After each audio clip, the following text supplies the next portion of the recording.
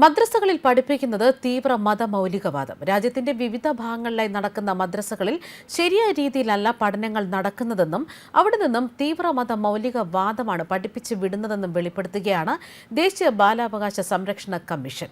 ദേശീയ ബാലാവകാശ സംരക്ഷണ കമ്മീഷൻ ചെയർപേഴ്സൺ പ്രിയങ്ക കനൂങ്കയാണ് ഇത്തരമൊരു അവകാശവാദവുമായി ഇപ്പോൾ രംഗത്തെത്തുന്നത്.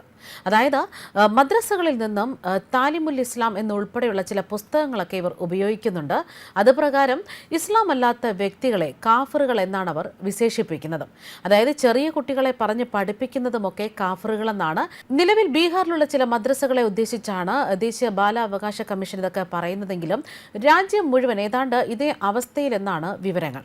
അതായത് മദ്രസകളിൽ ഹിന്ദു കുട്ടികളെ ചേർക്കുന്നത് സംബന്ധിച്ചും അദ്ദേഹം ആശങ്ക പ്രകടിപ്പിക്കുകയാണ്. അത്തരം വിദ്യാർത്ഥികളുടെ എണ്ണത്തെക്കുറിച്ചുള്ള ഔദ്യോഗികമായിട്ടുള്ള വിവരങ്ങൾ ബന്ധപ്പെട്ട വൃത്തങ്ങൾ മറച്ചുവെക്കുകയാണ് എന്നാണ് അദ്ദേഹം ആരോപിക്കുന്നത്. അതായത് യുണിസെഫ് ഇന്ത്യയുടെ പങ്കാളിത്തത്തോടെയാണ് പാഠ്യപദ്ധതി തയ്യാറാക്കുന്നതെന്നാണ് ബീഹാർ മദ്രസ ബോർഡ് പറഞ്ഞിരിക്കുന്നത്.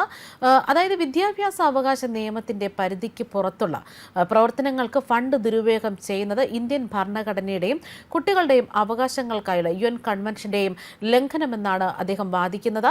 അതായത് സ്ഥിതിഗതികൾ സൂക്ഷ്മമായി നിരീക്ഷിക്കണമെന്നും ഇന്ത്യയിൽ ഐക്യരാഷ്ട്രസഭ ഈ വിഷയത്തിൽ അടിയന്തരമായി തന്നെ അന്വേഷണം നടത്തണമെന്നുമാണ് അദ്ദേഹം ആവശ്യപ്പെടുന്നത്. മദ്രസ ഒരു തരത്തിലും കുട്ടികൾക്ക് അടിസ്ഥാന വിദ്യാഭ്യാസത്തിനുള്ള സ്ഥലം അല്ല എന്നും കുട്ടികൾ സ്കൂളിൽ പോയി പഠിക്കണമെന്നും ഹിന്ദു കുട്ടികൾ മദ്രസകളിൽ ഉണ്ടാകരുതെന്നും മദ്രസ ബോർഡ് പിരിച്ചുവിടണമെന്നാണ് കനൂങ്കോ പറയുന്നത്.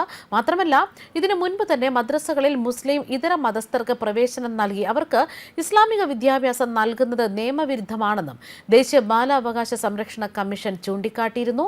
മദ്രസകളിൽ അമുസ്ലിങ്ങൾക്ക് മതപഠനം നൽകുന്നത് ആർട്ടിക്കിൾ 28 ലംഘനമെന്ന് തന്നെയാണ് ചൂണ്ടിക്കാട്ടുന്നത്. നിയമലംഘനം ചൂണ്ടിക്കാട്ടിയിട്ടും അമുസ്ലിം വിദ്യാർത്ഥികളെ പ്രവേശിപ്പിക്കുന്നത് തുടരുമെന്നാണ് ഉത്തർപ്രദേശ് മദ്രസ ബോർഡ് ആക്ഷേപകരവും വിഡ്ഢിത്തവുമായ പ്രസ്താവന നടത്തിയത്. അതിനാൽ തന്നെ മുസ്ലിം ഇതര വിദ്യാർത്ഥികൾക്ക് ഇസ്ലാമിക വിദ്യാഭ്യാസം നൽകുന്നത് ആർട്ടിക്കിൾ 28 ലംഘനമാണെന്ന് ഞങ്ങൾ ന്യൂനപക്ഷ സ്പെഷ്യൽ സെക്രട്ടറിക്ക് കത്തയച്ചുവെന്നുമാണ് അദ്ദേഹം വ്യക്തമാക്കുന്നത്. നേരത്തെ തന്നെ അമുസ്ലിങ്ങളായ വിദ്യാർത്ഥികൾ പഠിക്കുന്ന മദ്രസകൾ കണ്ടെത്താൻ എല്ലാ സംസ്ഥാന ചീഫ് സെക്രട്ടറിമാർക്കും ദേശീയ ബാലാവകാശ സംരക്ഷണ കമ്മീഷൻ നോട്ടീസ് അയച്ചിരുന്നു.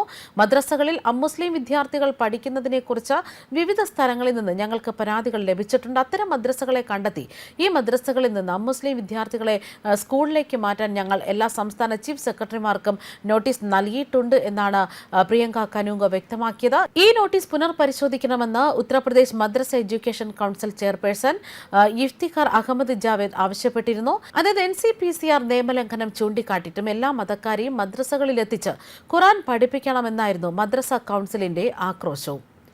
ന്യൂസ് ഡെസ്ക് കർമ്മ ന്യൂസ്.